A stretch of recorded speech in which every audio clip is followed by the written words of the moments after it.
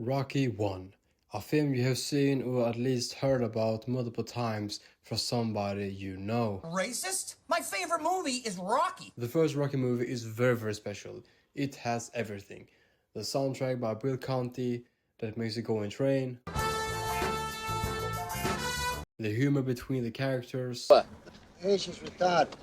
She ain't retarded, she's shy, you know? And early on in the film, you have Adrian being this shy woman who barely even speaks at all, to the point where you almost feel frustrated watching it, because she just stays quiet while Rocky just rambling on and rambling on. I'll tell you, a long time ago, there was this guy, maybe a couple hundred years ago. Then you have got Paulie, Mr. Al Capone himself. His lungs he's gonna punch out. Now who's that, Al Capone? And then the best casting, in my opinion, Carl Weathers as Apollo Creed. And one interesting thing is that every major character changes in Rocky, and even Paulie somehow becomes almost likable. And Adrian isn't just Rocky's love interest, she becomes the first person in his life who genuinely believes he can be more than just a local club fighter. And nobody in Rocky's life expects anything from him. Not the boxing world, not the people he works for, not even Rocky himself actually. And Adrian is the first person who treats him like somebody worth believing in. Paulie, as a friend, has some questionable ways of showing it. I don't want you missing her. And I don't raise you to go with this scumbag. He even says some weird stuff about his sister, Adrian. Still, underneath all of that, he's a part of Rocky's world in a way that feels real. He's a good friend with a temper, of course. But the combination of these flawed characters is what makes the film so enjoyable to watch. After Rocky's very first fight against the journeyman, Spider Rico, we see where he's at in his life. Rocky's a journeyman himself, and he barely even survives, to be honest with you. Getting headbutted, taking hits, and all of that just for a few bucks. Give a nigga just enough money to get him a little 40 ounce in a bucket of chicken on the way to the poorhouse, huh? And Rocky, himself treats his own boxing career like a joke. Every time somebody asks him about his fights, he downplays it. Hey, Ruff, heard you did real good last night. Absolutely, should have seen me. And like he, already knows, he never became what he could have been. And of course, how can I not speak about the most underrated character in the film, Mick, the trainer, the manager, and Rocky's mentor. But like fatherhood, Mick keeps it straight with Rock since the beginning of the film, telling him that he's wasting his talent by wasting time, and you can definitely see how emotional he gets while screaming towards him. Because you had the talent to become a good fighter. And instead of that, you became a leg breaker. And Rocky looks up to Mick. Even though they argue a lot, he wants his approval. And, Rocky saying to everybody about his fight with Rico in a very, jokish way. But with Mick, he actually wishes he was there watching him. And the only approval he gets is that his nose never got busted. So, yeah. Whilst everything in Rocky's life feels slow, sluggish, and depressing in a way, Apollo Creed has some other first world problems of his own, which is trying to find a late replacement opponent. Without a ranked contender, what this fight is gonna need is a novelty. Apollo has this idea of having a patriotic twist in the fight, fighting on New Year's Eve against Rocky Balboa, the Italian stallion. And that's a marketing genius, if you ask me. Give a local fighter a chance of a lifetime, like Charity, but a bit rougher than that.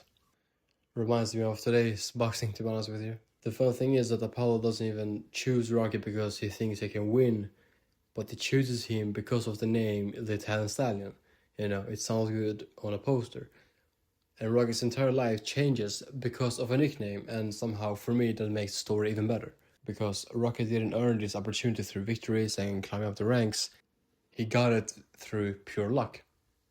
When Rocky meets with Apollo's promoter later on in the film, you can see how he feels and the emotions he has gone through until this point. And Rocky thinks he's going to spar with Apollo, and obviously does not think for a second that he's going to fight with Apollo. Because why would he? Yeah, there was some guy here from Miles Juergens looking for you. They need sparring partners for Apollo Creed. Put me on. Before hearing the offer, Rocky is trying to convince the promoter that he will work very, very hard as a sparring partner. And that just shows you how low his expectations are before this scene. And that unknown is you. He picked you, Rocky.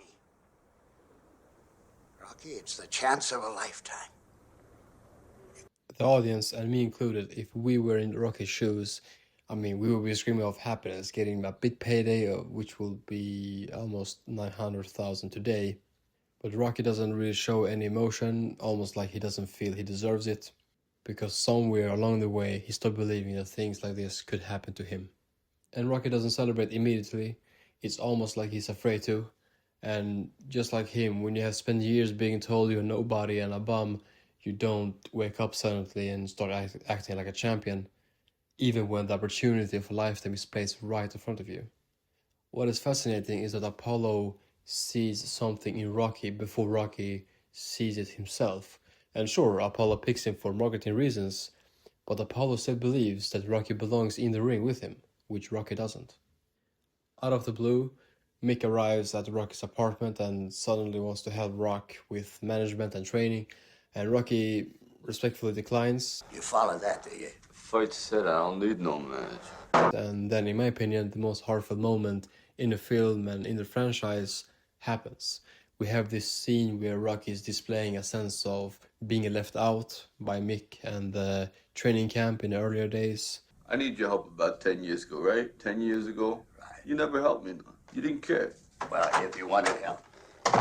I say, if you wanted help. And the most interesting part of this scene is that it feels real, it feels too human almost. Because when Rocky screams at Mick, it almost feels like Stallone himself is speaking and screaming. A struggling actor in his 30s, constantly told he wasn't good enough, and suddenly got the chance of a lifetime, and obviously had no intentions of wasting it. My house stink? That's right, it stinks! I ain't no favors from you! Don't slum around me! And obviously about his hatred against his own father. In a way, how Mick comes back after Rocky secured his big fight, so did his father. And the line, I got pain and I got experience too, is almost like he's shouting that out of real pain.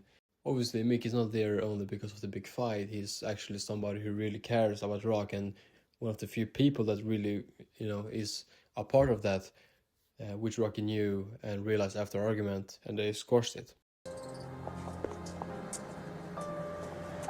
Then Rocky starts his training camp, which is nothing pretty, just him drinking some eggs, running, and actually struggling with the steps that he later on will obviously run through. This time he, kind of walks up to it with sad instrumental in the background, which makes it look like an impossible task to win the fight. But obviously that was never the point. And the well-known Rocky training montage isn't really about boxing at all. At the start of the film, Rocky drifts through life with no real purpose. He fights because it's all he knows and not because he thinks he's going anywhere. And every conversation, every joke, every sarcastic moment feels like somebody trying to convince himself that failure doesn't bother him. You know, I said that stuff on TV didn't bother me none. It did. In the beginning of the film, Rocky is walking slow, talking to himself, and when the montage arrives, it feels like a life montage in a way. He wakes up earlier, moves quicker with purpose, and for the first time in years, Rocky has a person to get up in the morning for. He's no longer training because he has to, he's training because he believes there is something worth fighting for. That is why the scene works.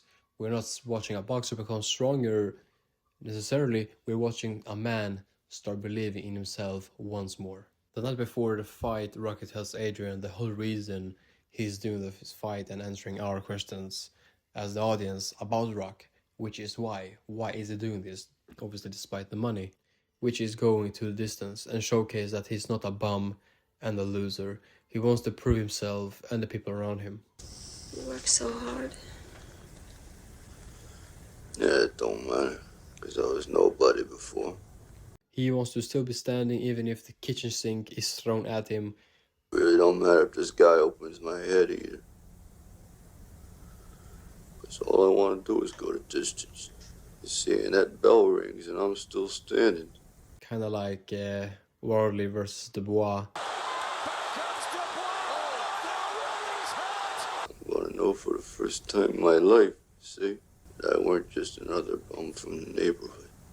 At first he mentioned that he will get his head caved in from Apollo and just accepting his fate, and that he should take the fight regardless because every other person would. Almost like he should feel a sense of appreciation, but at the same time accepting that he's going to get a beatdown. Nobody expects Rocky to do anything in there except for the people close to him, especially Adrian. Throughout the entire film, Rocky constantly talks to himself. Whether he's walking down the streets or sitting alone in his apartment, he fills up the silence with his own thoughts. The difference now is that somebody's actually listening to him, and Rocky isn't explaining the fight to Adriana, he's actually explaining himself. Fight day arrives, it's New Year's Eve, and wealthy and famous people have arrived in Philadelphia. Even the great Joe Frazier actually makes a cameo here, which I didn't remember at first watching it, which is very impressive, since the film did not have a huge budget. But yeah, he was there, waving. I really enjoy how even Rocky's robe feels like an underdog story. I mean, it's like oversized, very bright colors, while Apollo's having his ring walk of a lifetime. I know that earlier I said that Rocky is not a boxing movie, which is true, obviously, but this is the segment that everybody has been waiting for, especially if you're a boxing fan like me. And before the fight starts, Rocky's actually very calm and jokes how mean Apollo is looking and hoping that he doesn't show up, using that sarcastic humor once again, but this time in the biggest stage of his life. And just like how the film had its own turning point, so did the fight. Rocky gets a knockdown very early in the first round, and everybody's shocked to their boots. The difference is that the film in itself is very slow for a reason and, to display Rocky's life. But in the fight, we get a knockdown very early and showcasing Rocky taking chances and believing in himself. It's very funny to me after the first round that Rocky mentioned that his nose actually broke for the first time. Your nose is broke. How's it look? That's an improvement. And I gotta say, the way Carl Weathers as Apollo Creed moves is just astonishing. I mean, he jabs like Larry, moves like Ali, which is very impressive considering he was not a boxer before this. I believe he was a footballer. But yeah, very, very impressive as actor. The fight itself becomes sluggish and a total war at this point for several rounds. Obviously, they had 15 rounds back then. To the point where Rocky gets brutally knocked down. Apollo thinks he has won, and this is when Rocky wants to showcase that he belongs in there and deserves to be there.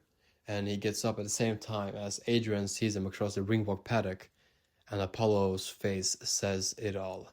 Absolute cinema. Even David Goggins has mentioned this scene and how it gives him motivation. Round 14 fucked me up like nobody's business. If a guy who carries the boats says that a scene gave him motivation, Who's gonna carry the boats? then hell, man, that gave me goosebumps.